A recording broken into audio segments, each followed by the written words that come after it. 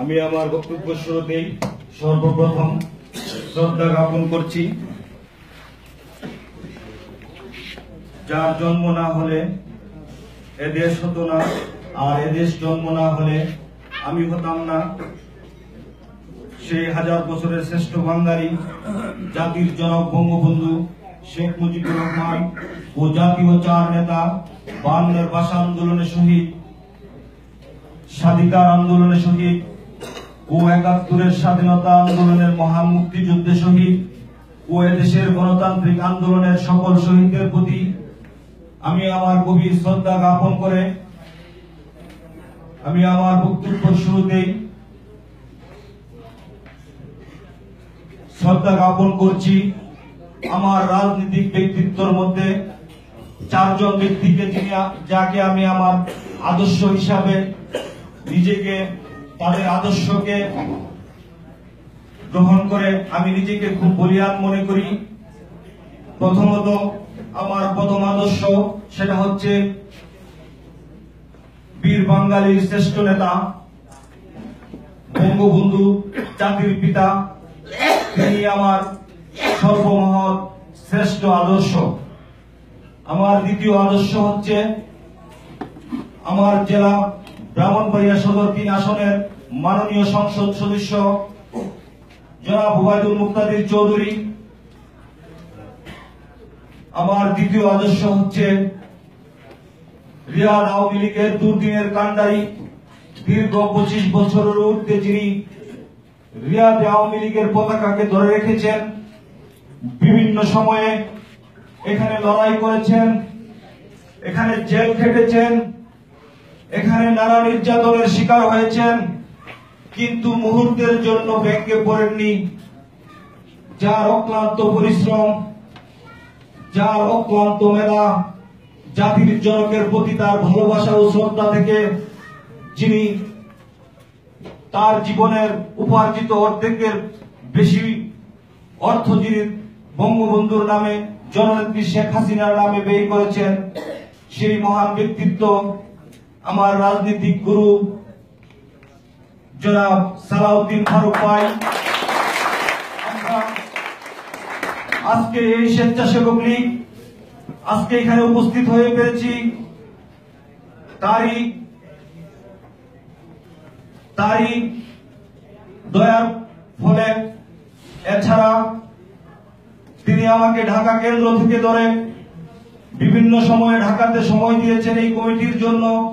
রিয়াদ স্বেচ্ছাসেবক লীগ যতদিন থাকবে, হয়তো আমি যতদিন থাকবো না, কিন্তু রিয়াদের স্বেচ্ছাসেবক লীগের ইতিহাসে সালাউদ্দিন ফারুকের নাম স্বর্ণাক্ষরে করে লেখা থাকবে।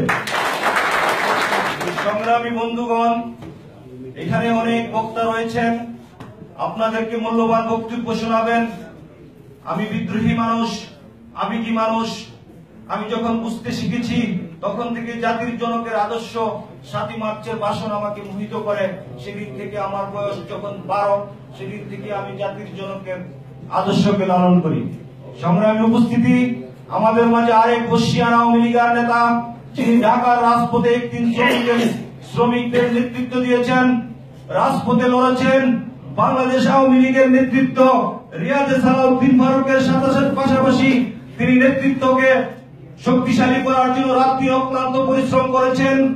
আমার শ্রদ্ধাভাজন ব্যক্তিত্ব, আমার প্রিয় বড় ভাই, উনিও আমার রাজনৈতিক গুরু জনাব সেলিম ভুঁইয়া, রিয়াদ মহানগর আওয়ামী লীগের সাধারণ সম্পাদক। তাছাড়া উপস্থিত রয়েছেন রিয়াদ আওয়ামী লীগের অন্যতম নেতা, তিনিও জনাব সালাউদ্দিন ফারুক ও জনাব সেলিম ভুঁইয়ার সাথে রিয়াদ আওয়ামী লীগের দুর্দিনে তারা আমাদেরকে নেতৃত্ব দিয়েছেন। সেদিন আমরা কর্মী ছিলাম, ওনাদের পিছনে কাজ করেছি।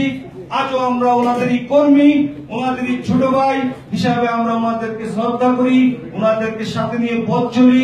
আগামী দিন ওনারা যতদিন থাকবে, আমরা যতদিন থাকবো, আমরা ওনাদেরকে নিয়ে পথ চলবো। জনাব গোলাম মহিউদ্দিন ভাই, রিয়াদ মহানগর আওয়ামী লীগের সংগ্রামী সিনিয়র সহসভাপতি, আমাদের মাঝে উপস্থিত আছেন। অন্যতম আরেক সহসভাপতি জনাব কাজী ফিরোজ ভাই, হেলালউদ্দিন ফিরোজ ভাই, তিনিও বর্তমানে রাজপথে থেকে আমাদের সাথে লড়াই আন্দোলন করে যাচ্ছেন। এখন আপনারা বলতে পারেন এটা কিসের আন্দোলন, এই সময়ে তো আমাদের দল ক্ষমতায় আছে। না বন্ধুগণ, সেই আন্দোলন আমাদের এখনো চলছে, সেই আন্দোলনের কথা আমি বলবো। এছাড়া আমাদের মাঝে উপস্থিত আছেন ডাক্তার রেজাউল করিম, বিশিষ্ট আওয়ামী লীগার। আপনারা অবগত আছেন কিছুদিন আগে তিনি সৌদি সরকার থেকে পুরস্কৃত হয়েছেন, তার মেধা ও তার গুণে তিনি পুরস্কৃত হয়েছেন।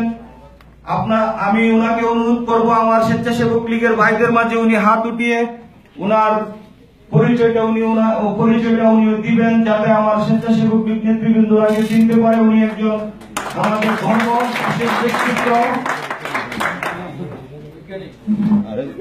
এছাড়া আমাদের মাঝে উপস্থিত রয়েছেন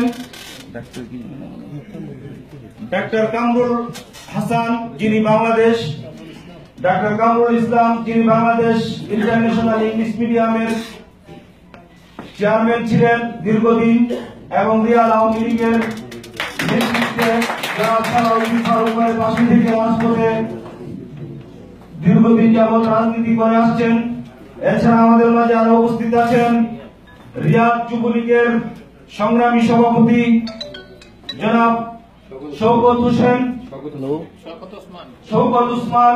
এছাড়া আমাদের মাঝে উপস্থিতি, আমার বক্তব্য যদি আমি 1 ঘন্টা বলি শেষ হবে না। আমি শুধু একটা কথাই বলবো, এখানে আজকে ইতিহাসের বিকৃতি হয়েছে।